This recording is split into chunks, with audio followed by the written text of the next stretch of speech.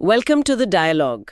आज हम 2025 में इलेक्ट्रिक वाहनों मतलब ईवीज की दुनिया पर एक गहरी नजर डाल रहे हैं। हाँ बिल्कुल। ऐसा लग रहा है कि ये साल ना ट्रांसपोर्टेशन के लिए एक बड़ा टर्निंग पॉइंट है। सही कहा, जो आंकड़े आ रहे हैं वो यही दिखा रहे हैं। हाँ, हमारे पास जो एनालिसिस है वो बताता है कि कैसे टेक्नोलॉजी बेहतर हुई है, चार्जिंग स्टेशंस बढ़ रहे हैं और सरकारी पॉलिसीज भी काफी सपोर्टिव हैं। बिल्कुल।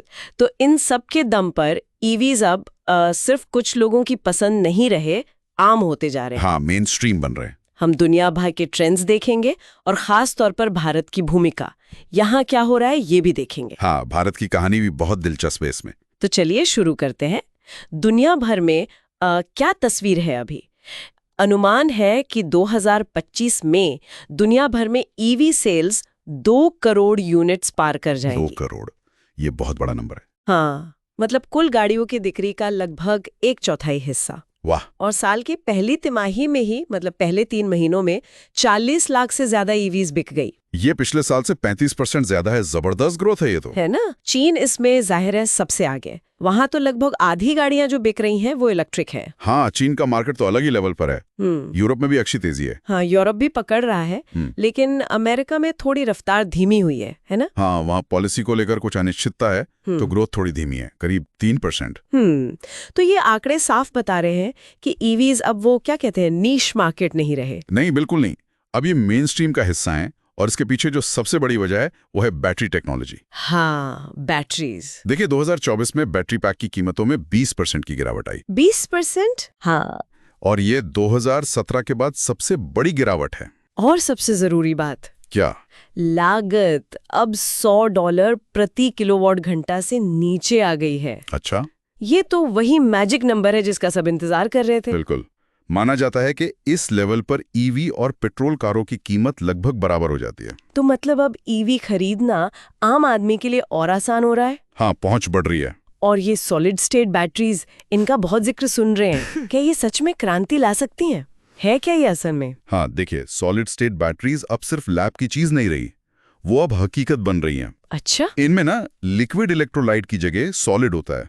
इससे ये ज्यादा सेफ होती हैं, ज्यादा एनर्जी स्टोर कर सकती हैं। मतलब सिंगल चार्ज में ज्यादा दूरी। हाँ, ज्यादा रेंज, और चार्ज भी बहुत तेजी से होती हैं। कितनी तेजी से? सोचिए, कर्नाटक का प्लान है 2027 तक ऐसी ईवी लाने का जिसकी रेंज 745 मील यानी करीब 1200 किलोमीटर हो। 1200 किलोमीटर? और चार्जिंग टाइम 10 मिनट से कम। बस 10 मिनट? ये तो कमाल है। और हुआई जैसी कंपनियां तो वो 3000 किलोमीटर रेंज और 5 मिनट चार्जिंग टाइम वाली बैटरी के पेटेंट्स फाइल कर चुकी हैं। 3000 किलोमीटर, 5 मिनट चार्ज, ये तो मतलब अविश्वसनीय लगता है। हाँ, टेक्नोलॉजी बहुत तेजी से आगे बढ़ रही है। अल्ट्रा फास्ट चार्जिंग, 700 मील से ज्यादा रेंज, ये अब दूर की कौड़ी नहीं रही। अच्छा, बैटरी तो ठीक है, लेकिन चार्जिंग स्टेशन का क्या हाल है? मतलब गाड़ियां ले ली, चार्ज कहाँ करेंगे? और ये व्हीकल टू ग्रिड V2G, ये क्या चीज है? हाँ, चार्जिंग इंफ्रास्ट्रक्चर भी तेजी से बढ़ रहा है। अनुमान है कि 2025 से 2030 के बीच दुनिया भर में करीब 15 करोड़ नए चार्जिंग पॉइंट्स लगेंगे। इनमें से ज्यादातर, करीब 2/3, होम चार्जर्स होंगे। घर पर चार्ज करना सबसे आसान होता है। हाँ, वो तो है। वायरलेस चार्जिंग भी अब दिखने लगी है। और V2G मतलब व्हीकल टू ग्रिड। हाँ, ये क्या है? ये टेक्नोलॉजी भी अब शुरू हो रही है। इसका मतलब है कि आपकी ईवी सिर्फ बिजली लेगी नहीं, जरूरत पड़ने पर ग्रिड को बिजली वापस भी दे सकती है। अच्छा, कैसे? मान लीजिए शाम को पीक आवर्स हैं, बिजली की डिमांड ज्यादा है, तो आपकी गाड़ी की बैटरी ग्रिड को सपोर्ट कर सकती है। मतलब गाड़ी एक पावर बैंक की तरह काम करेगी। बिल्कुल, या घर को बैकअप पावर दे सकती है लाइट जाने पर। ये सिर्फ ट्रांसपोर्ट नहीं, पूरे एनर्जी सिस्टम को बदल सकता है। ये तो वाकई बहुत दिलचस्प है। गाड़ी सिर्फ गाड़ी नहीं, एनर्जी का हिस्सा बन जाएगी। सही कहा। अच्छा, अब भारत की बात करते हैं। ग्लोबल सीन तो देख लिया, भारत में क्या हो रहा है, यहाँ क्या अलग है? भारत की कहानी बहुत मजेदार है। हम सिर्फ फॉलो नहीं कर रहे हैं, बल्कि अब एक अहम खिलाड़ी बन रहे हैं। कैसे? सरकार का लक्ष्य बहुत बड़ा है, 2030 तक 8 करोड़ ईवी सड़कों पर लाना। 8 करोड़? ये तो बहुत ज्यादा है। हाँ, और इसके लिए PM E-ड्राइव जैसी योजनाएं हैं जो सब्सिडी दे रही हैं, चार्जिंग इंफ्रास्ट्रक्चर में मदद कर रही हैं। लक्ष्य है 72,300 फास्ट चार्जर लगाने का। और इसका असर दिख रहा है? बिल्कुल। 2025 की पहली छमाही में, मतलब पहले 6 महीनों में 10 लाख से ज्यादा ईवी रजिस्ट्रेशन हुए हैं। 10 लाख सिर्फ 6 महीने में? ये तो जबरदस्त है। तो भारत की कहानी में क्या खास बात है? यहाँ थोड़ा अलग पैटर्न है। भारत ना इलेक्ट्रिक 3 व्हीलर्स में दुनिया का लीडर बन गया है। अच्छा, चीन से भी आगे? हाँ, 2024 में चीन को पीछे छोड़ दिया, ये बड़ी बात है। हाँ, ये तो है। और 2 व्हीलर सेगमेंट, वो तो यहाँ बहुत ही बड़ा है। 2025 की पहली छमाही में 6 लाख से ज्यादा इलेक्ट्रिक 2 व्हीलर बिके। वाह, मतलब यहाँ शुरुआत नीचे से हो रही है। 3 व्हीलर 2 व्हीलर। हाँ, एक तरह से बॉटम अप अप्रोच है। कार सेगमेंट में भी तेजी आ रही है। पहले टाटा मोटर्स का दबदबा था, अब JSW, MG जैसी कंपनियां भी तेजी से मार्केट शेयर बढ़ा रही हैं। तो कंपटीशन बढ़ रहा है, ये तो ग्राहकों के लिए अच्छा है। बिल्कुल। अच्छा, और बैटरी बनाने का क्या सीन है? क्या हम अभी भी बाहर से मंगा रहे? यहीं पर एक बड़ा बदलाव आ रहा है। रिलायंस, टाटा, ओला, ये बड़ी भारतीय कंपनियां देश में ही बैटरी बनाने की बड़ी फैक्ट्रीज लगा रही हैं, giga factories. Giga factories Bharat में? हाँ, मकसद है कि हम आयात पर कम निर्भर रहें, यहीं बैटरी बनाएं। और अटैरो जैसी कंपनियां बैटरी रिसाइकलिंग में बहुत अच्छा काम कर रही हैं। वो पुरानी बैटरी से 98% तक जरूरी धातुएं निकाल लेती हैं। ये तो बहुत जरूरी है सस्टेनेबिलिटी के लिए। बिल्कुल।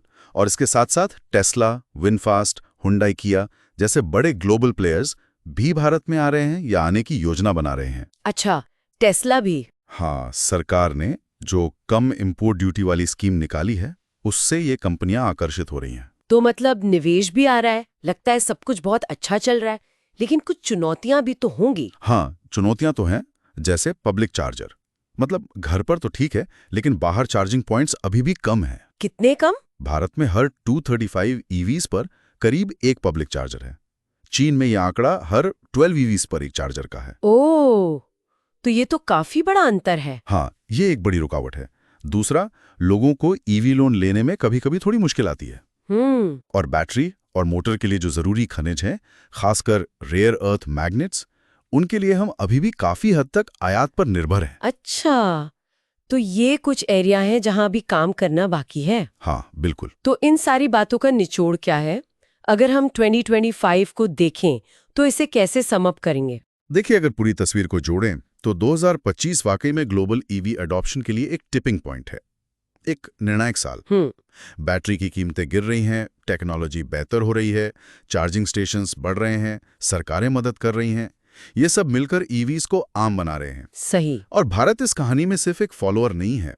अपनी पॉलिसीज और बढ़ती मैन्युफैक्चरिंग कैपेसिटी के साथ भारत अब ग्लोबल ईवी इकोसिस्टम का एक स्ट्रेटेजिक, एक अहम हिस्सा बन रहा है। हम सिर्फ यूजर नहीं, मेकर भी बन रहे हैं। ये बड़ी बात है। तो साफ है कि ईवीज भविष्य है ट्रांसपोर्ट का, और 2025 वो साल है जब ये भविष्य और ज्यादा हकीकत बनता दिख रहा है। बिल्कुल। आज की इस पूरी बातचीत से एक सवाल जरूर मन में आ रहा है। हाँ। जिस तेजी से बैटरी टेक्नोलॉजी बेहतर हो रही है और ये V2G जैसी चीजें आ रही हैं, क्या लगता है आने वाले 10 सालों में ईवी सिर्फ हमारे आने जाने का तरीका बदलेंगे या फिर हमारे पूरे एनर्जी सिस्टम को ही एक नया रूप दे देंगे? ये बहुत अच्छा सवाल है, सोचने वाली बात है। इस पूरे विश्लेषण पर आपके क्या विचार हैं? आपको क्या लगता है? हमें नीचे कमेंट सेक्शन में जरूर बताएं।